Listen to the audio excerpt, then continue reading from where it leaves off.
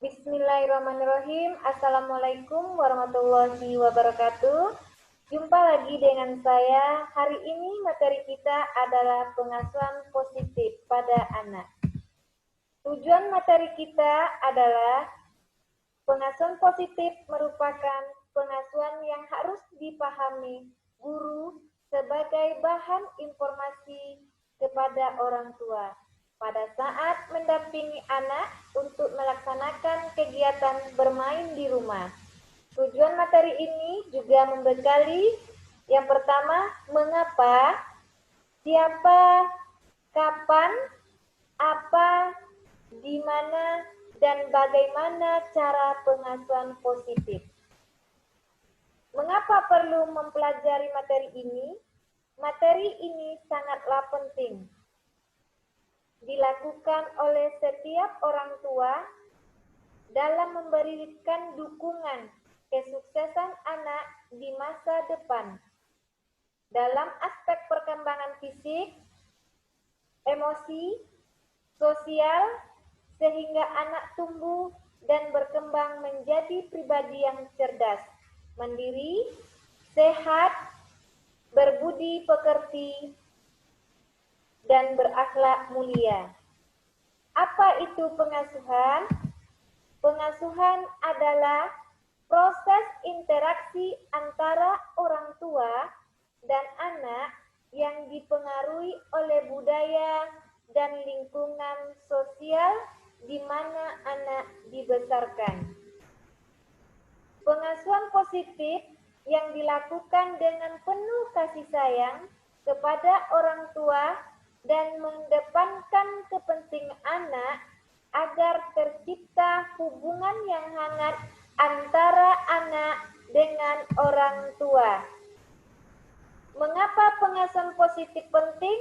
Yang pertama, meningkatkan kualitas interaksi anak dengan orang tua, mengoptimalkan tumbuh kembang anak, mencegah perilaku yang menyimpang, mengidentifikasi kelainan pada tumbuh kembang anak. Kapan pengasuhan dilakukan? Yaitu pengasuhan tidak ada hentinya, dari sejak dalam kandungan, usia dini, remaja, hingga dewasa. Di mana pengasuhan dilakukan? Pengasuhan dilakukan yaitu bisa di rumah, bisa di sekolah, bisa di masyarakat. Siapa yang terlibat? Misalnya kalau di rumah yaitu semua orang dewasa yang ada di rumah. Kalau di sekolah yaitu guru, kepala sekolah, dan pengelola. Sedangkan di masyarakat yaitu tetangga dan lingkungan rumah. Prinsip dalam pengasuhan terbagi menjadi dua. Yang pertama yaitu internal, yang kedua eksternal. Internal yaitu unik dan impian, mencari cara, terima apa adanya. Kemudian dukungan dan fasilitas, bermain bersama. Sedangkan eksternal yaitu lingkungan yang nyaman, aman, dan ramah. Pola asuh orang tua itu terbagi menjadi tiga, otoriter, permisif, dan demokratif. Otoriter merupakan kontrol yang ketat dan kaku dari orang tua. Aturan dan batasan dari orang tua harus ditaati oleh anak. Orang tua tidak mempertimbangkan pandangan dan pendapat anak. Orang tua menggunakan hukuman fisik. Sedangkan permisif adalah tidak ada bimbingan maupun aturan yang ketat dari orang tua.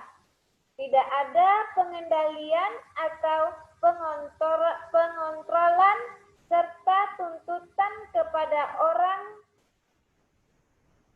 atau anak.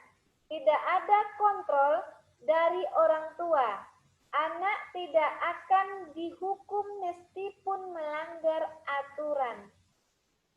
Untuk demokratis, yaitu anak diajak berdiskusi untuk mengambil keputusan.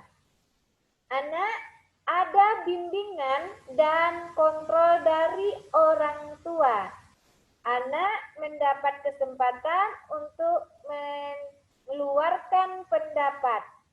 Anak diberi kepercayaan dan tanggung jawab. Penting diingat, tidak ada anak yang memiliki naluri alami berbuat nakal, tetapi pola asuh yang menjadi salah satu penyebabnya. Perilaku yang salah pada anak yaitu kekerasan fisik, menelantarkan anak, kekerasan seksual, dan kekerasan emosional. Strategi pengasuhan positif di rumah yaitu ciptakan suasana rumah aman, nyaman, dan menyenangkan. Suasana positif yang mendukung proses pembelajaran.